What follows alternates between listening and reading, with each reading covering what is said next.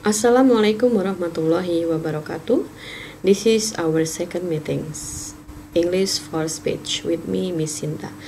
Okay, in this second meeting we talk about verbal and non-verbal language in speech. Jadi bahasa verbal dan non-verbal di dalam sebuah speech gitu ya. Speech dalam bentuk everything. Point speech itu so many, you can choose short dialogue, daily conversation, and etc.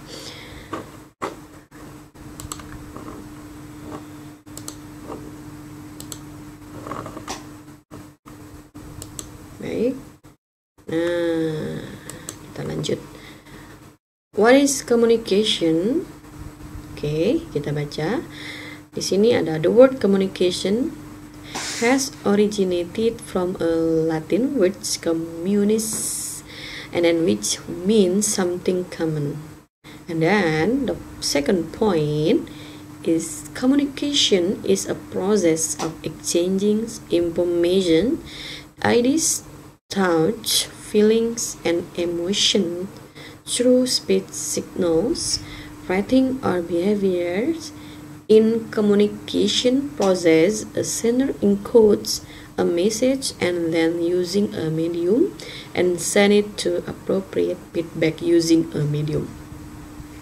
Baik, di sini paham ya, komunikasi tentu adalah perasaan, emosi, informasi, ide gitu ya, pola pikir yang akan disampaikan ya dalam bentuk speech, writing, bisa juga typing gitu ya, and behaviors.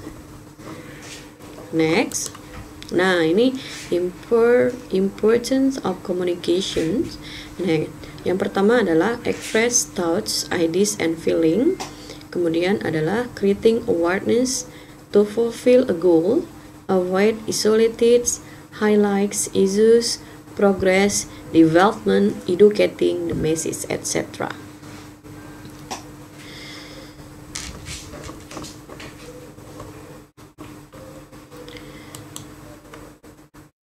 Oke, baik, sorry. Nah, di sini pentingnya komunikasi yang pertama adalah mengekspresikan pikiran, ide, dan perasaan, menciptakan wise, kenyamanan gitu ya, seperti lebih balance gitu, and then memenuhi tujuan kita, menghindari pengisolasian, isolated gitu ya. Highlights issues, ini biasanya yang lagi viral, bisa bisa dibicarakan kayak gosip gitu ya, tapi in a positive side lah, dari sisi positifnya. Kemudian progress ya, ada kemajuan, ada development lingkungan sekitar. Kemudian edukasi adalah edukasi dalam menyampaikan sesuatu.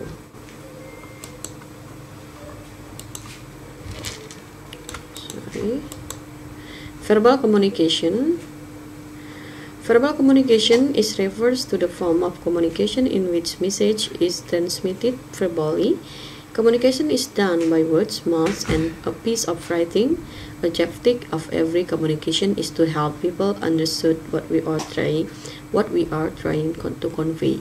Jadi verbal komunikasi verbal ini adalah berbentuk verbal yang bisa diungkapkan lewat kata dari mulut ya, kemudian dari typing, writing kita, typing WhatsApp, typing email, typing semua lah ya, typing words and everything. Di situ ada informasi, ada ide, semua perasaan itu akan dalam bentuk typing.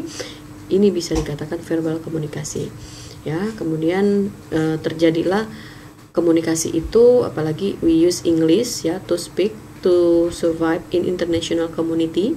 And then when you are trying to speak English ungrammatically and someone's or your friends or your group knows what is the meaning, is okay, you just follow, you just go on ya, you just go on to practice your English, and then there is habit to you to practice your English fluently and intensively. Jadi kayak lebih sering aja, and then there is self confidence-nya udah, you have a good self confidence, and then you have a good brief, and then you have good ideas gitu ya, to speak something in English, to speak everything in English gitu. Nah, advantages pastinya di sini ada manfaat atau kelebihan dari verbal komunikasi ini, komunikasi verbal ini. Yang pertama itu adalah more personal and informal. Advantages, saya baca dulu judulnya, advantages of verbal communication, more personal and informal, kemudian makes immediate impacts, and then provides opportunity for interaction and feedback, and then help us correct ourselves, our messages according to the feedback and non-verbal cues from the listener, and then it is fast and less expensive. Pastinya ada manfaat, ada kelebihan, jadi lebih pribadi, lebih merasakan dampaknya, lebih langsung nyata ya, langsung dikasih solution, we find the solution gitu ya, from the communication gitu ya, finding the solution lah gitu, provide opportunity, kesempatan, ada interaksi dan feedback di situ ya, jadi seru, rame gitu. Kemudian untuk mengoreksi diri kita, saran, kritikan, masukan, sometime like that ya. Kemudian lebih cepat dan lebih murah, tidak mahal gitu. Nah, tentunya selain ada kelebihan, pasti juga dia punya kelemahan. Apa saja kelemahan dari verbal communication ini? Nah, di sini ada disadvantages of verbal communication. And then the first point is it can be quickly forgotten. The second point, words once used cannot be taken back. And third point, there is no legal evidence of oral communication. The fourth point, impact may be short-lived. The fifth point, very difficult to be conscious of our body language. Jadi pastinya ada kelemahan, ada kelebihan, ada kelemahan. There is advantages and then disadvantages from verbal communication. Jadi di verbal communication mudah dilupakan ya, tidak ada sometimes we didn't find a solution, kemudian there is no legal evidence. Tapi untuk for this era ya, I think our era support us to make it like what we call the fruit of the verbal communication. Kita bisa record, and then kita bisa save it, and then kita bisa sampaikan. Kalau kita lupa, kita putar kembali. Nah, itu kehebatan sekarang karena didukung oleh